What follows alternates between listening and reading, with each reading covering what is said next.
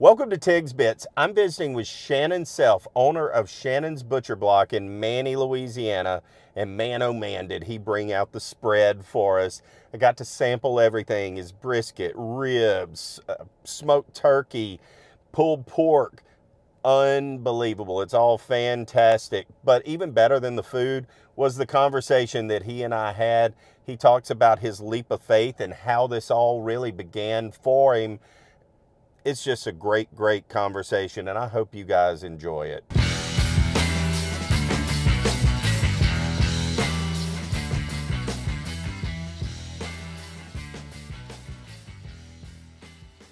Holy cow. Now this is something. It just keeps coming. These are the people right here that make it happen right here. All three of these ladies here. That's awesome. Thank you. Ladies, you're welcome. Could not be done. Could not be done without them. Shannon, my brother. Yes, sir. I look forward to this. Yes, all right, brother. You know where I'm starting. I'm going to need a napkin because I'm going all in. Oh, my God. Yes, sir. Look at this thing. It's just, oh, boy. Oh, boy. This sucker's juicy. Look at this. Ah, Shannon. My brother. My standard of brisket is up there. I don't know why, but I think I've just become a brisket connoisseur over the years. It's my favorite cut of meat. I've gone everywhere and tried it everywhere, and I just love it. I love the Texas style of it the best. This is as good, honest to God. This is honest to God truth. This is as good as any I've ever had anywhere. The smoke is amazing, but it's not overpowering. It's just right. The bark. Look at this. Look at the bark. But it's not like it's one bite. Everybody knows the rules. It's not crunchy, so it doesn't make it crunchy, and it doesn't get dried out. Like, you know how to get dried out right here? We use nothing but USDA prime meat. We were part of the CAD program, and the certified black Angus. Yeah. And then we went to found somebody. It's called 1855. Okay. That's I think actually it's a part of Swift. Okay. We started dealing in 1855, and our brisket has been, and it's still registered black Angus. It's all we use. It is. I can tell the difference in the cuts, the tenderness, everything about it. But no, for real, man. Scale of 1 to 10. I mean, I'm giving that a 9.3 all day long. I mean, that's honest to God.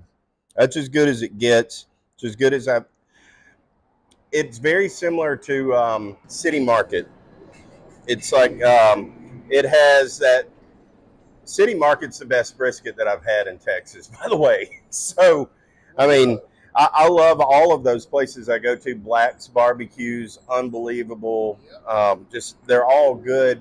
But something about Central that I like, that has the right amount of smoke, and it's juicy, it's moist, and I mean, that's what this is. I mean, my God, just look at this. Just look at the smoke ring. Look at the juice, dude. All right, I can't get full off of brisket. I gotta try the other stuff. I just want to eat the brisket. All right. We have turkey there too. I see that turkey. We use Duroc pork. We don't use anything else but Duroc. Boy, the best that we can get. Oh my God.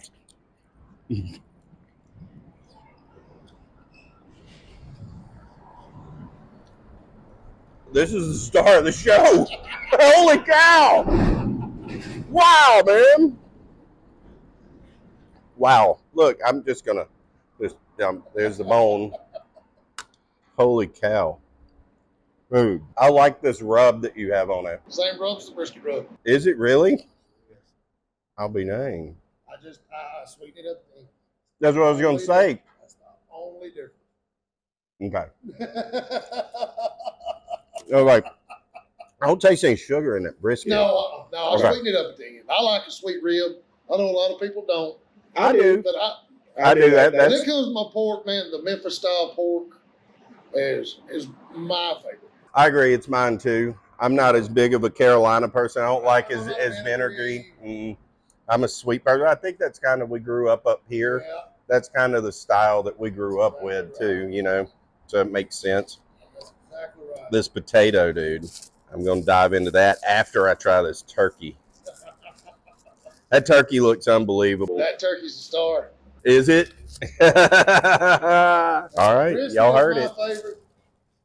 But the turkey, I mean, it looks juicy just right off the bat. Look at that, man. Look how tender this is. I'm barely pulling it. Dude, you got it going on. Holy cow, man. I'm impressed, Shannon, for real. For real. You know, we're super small, so we can pay attention to the details. Yeah. You know, you mentioned the Blacks and Franklin Barbecue. Hey, they're great places. But when you're dealing in 200-300 briskets a day, you can't afford to pay a whole lot of attention to the small things. That's correct. That's exactly right. And they are good cute. I'm not taking away from them. But it's salt, pepper, garlic. Salt, pepper, garlic. That's all you need. That's all you need. If you can put it in the right, you know, the right portions, that's all you need. That's exactly right. And then you just add a little sugar. You use brown sugar or white sugar on that? I use a simple syrup, 1 cup brown sugar, 1 cup of water. Once I wrap my ribs, spray a little bit down on my tinfoil, wrap it up. That's all you got to do. I mean, it's just keep it simple, but keeps it but keeping it simple keeps it consistent, and that's what keeps people coming back. That's why you would go to places when you were a kid or wherever with your parents, is because it was dang good. Let's talk about these sides. I'm going to jump in this potato first. Oh my, look at this.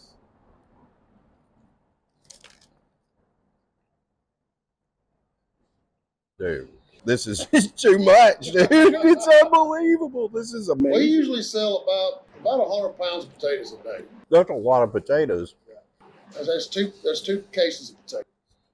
And we use 40 count potatoes. So it's about 80 potatoes. And you just smoke them. You just put them on your smoker. I can't wait to see the smoker. So the smoke, that's what started the whole journey, isn't it? Well, the big smoker I keep at my house. Okay. The only one I've got here is the one on the back of my trailer. And that's what everything gets cooked on. Okay. But that big rig you made, how many briskets can you put on that sucker? 80 briskets. That's a lot. That's a lot. I can put 96 pork butts on one side. On one side? One side. Jeez. That's crazy. It's a twin 1,000-gallon smoker. 20,000. Twin 1,000-gallon. Yeah. Wow. It's 1,000 gallons on one side and 1,000 gallons on the other. All right, look at these beans. There's not. Look, you got chunks of meat. What all's in this? That is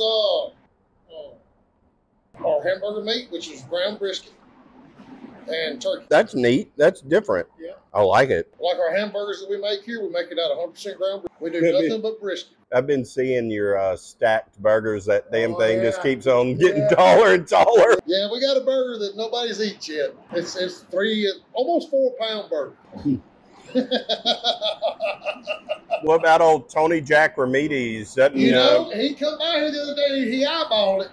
He eyeballed it, but he didn't pull the trigger on it. That's saying something, because I mean, he has his own hamburgers, cheeseburger at Belinda's. That's right. Then I mean, come on.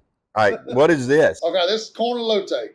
Okay, all right, yeah, I like it. What's this creaminess? Is that like an avocado? No, it's got cilantro in it, and oh man, and it's our own like little etouffee sauce. Yeah. No, not an etouffee, but like a cream sauce. yeah, cream sauce. Yeah, dude, that's good. That's a different take on it's it. a different take. Yep.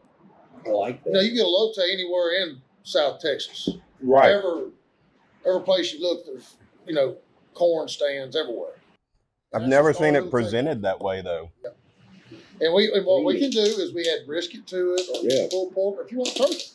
Yeah. We can do it all. Now, to be fair, I'm not a huge coleslaw. Okay. Well, okay. Fair enough. Fair enough. I'm not. I mean, I've gotten better over the years. I'm not against it. It's just like, well, I mean, look at all this. No.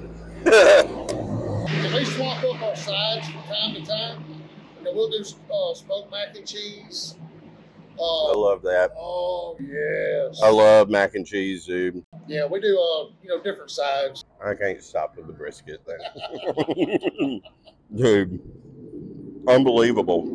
Like I said, we take pride in what we do. We don't cut corners. We don't. We don't do any of that. We don't pull the briskets at temperatures. We pull it when it feels right. You probe them? I do probe them to know. I will take a temperature to know if I'm getting pretty close. Yeah. But once I start getting pretty close to temperature, it's all by I feel the bottom of the brisket. The rest time is where it's at. Our briskets rest for 12 hours. The rest is totally where it's at. You can probably see, well, you may not can, the door is open, but I've got a big warming oven, or a big warming box on my back. Do you? Okay. Yeah, it goes in there. We don't touch it. We don't do nothing for 12 hours at a minimum. And I've done a test for myself, see how long I can keep in there warmer. Now, after about 18 hours, your brisket starts degrading. Yeah. It starts getting real crumbly. Yeah, it'll just fall apart. It's at the point where it's past tenderness. Yeah. That's still juicy. But that makes good chopped beef. Oh, that gets high as well once you do it. Yeah. But about 12 to 16 hours is what we like to do. That's a sweet spot. Yeah. I can only imagine on day one, and I was following you when you were doing it, but I can only imagine on day one. Nervous wreck. Nervous wreck. I'm leaving a job that is paying my bills quite fine to do this. To go into an unknown that I'm not going to sell anything. And how fast did you sell out on that first day? About an hour and a half. There you go. So within 2 hours, you had your answer. Isn't it funny how the Lord works that way? We started this at Trinity Baptist Church there in Fort Jessup. We started out with 8 briskets. And I was beside myself. There's no way. No way possible. This is for the sale on the trail. First weekend in May. No way I'll sell 8 briskets. No possible way.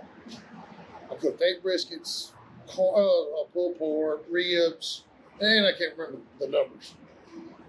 It was a bunch. Well, the first year it was very little. Well, compared to now. We sold out in 45 minutes. I said, well. So the next year we stepped it up. We cooked 15 briskets. I said, well, let's see what this is doing. Didn't last an hour and a half. The following year we cooked 62 briskets. I started cooking on a Wednesday, and we cooked all the way till Sunday night. Saturday night, I'm sorry. Sleeping on a pew every chance I get. I'd go to church, take a little nap, somebody'd watch the fire for me. But in 2 days, we sold 65 briskets for the church. I remember you doing that. I remember you doing that.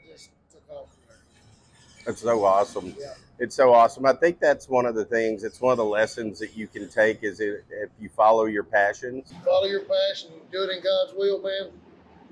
Day one was the scary part. Yeah. But we were a week and a half into this gig, and then the fires of fluorine happened. That's right. And we shut down and we went to fluorine. And that's how Sabine Parish has perished. There's no doubt.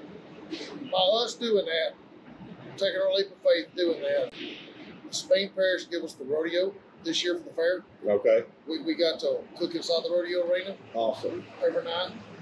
And they also give me this spot at pitmaster for leap.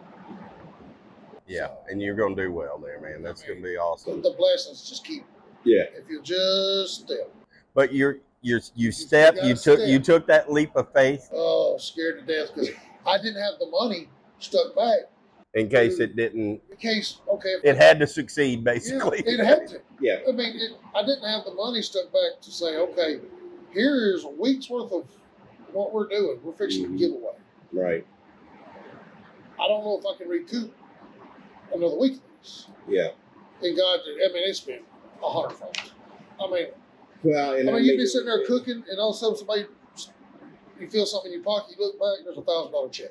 It's unbelievable. And then, you know, people just come by and just. I've known you my whole life, Yep. and I know that what you're doing is out of the kindness of your heart, because it's what you're supposed to do, because it's the way we were raised. This is how you do. You help your community, and you're being a great steward for doing that. So, I mean, I'm not surprised that those blessings are coming back.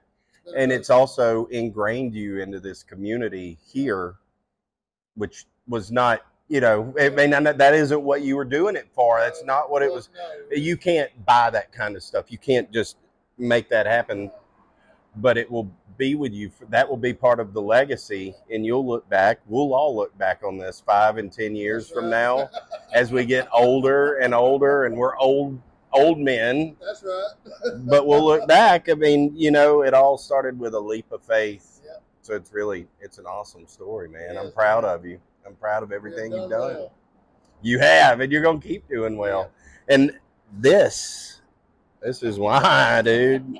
I mean, I love you and all, but if your food sucked, nobody'd be here. Yeah. You know? Yep. It sucked. I want to know. I want unbiased opinion. Dude, honest to God, it's up there. It really and truly is. Good. It's good. I'm glad the hype was what I thought it would be. I knew it would be, dude. I really and truly wasn't concerned. I really wasn't. I knew. Wasn't that amazing? What a great conversation. What a great time that I had with Shannon. The food, wowzers. I mean, I don't even know what to say. So unbelievable. I appreciate him having me. I appreciate him taking the time to sit down and visit with me. More so, I appreciate him letting me sample that stuff. Holy cow. Brisket, as good as it gets. Those ribs seriously put me back in the drawing board. I got to rethink the way that I do ribs. He gives a little tip there if you want to go back and listen. And that smoked turkey, he wasn't lying. It was definitely a surprise. It was so good. I haven't had it in a while, well, really since Thanksgiving, but man, it was awesome. Shannon's Butcher Block's where it's at, folks. Y'all need to go and see him. Go to Manny, Louisiana. If you're up on Toledo Bend fishing, go check him out. Stop by, tell him Tig's Bit sent you. We'll see you next week.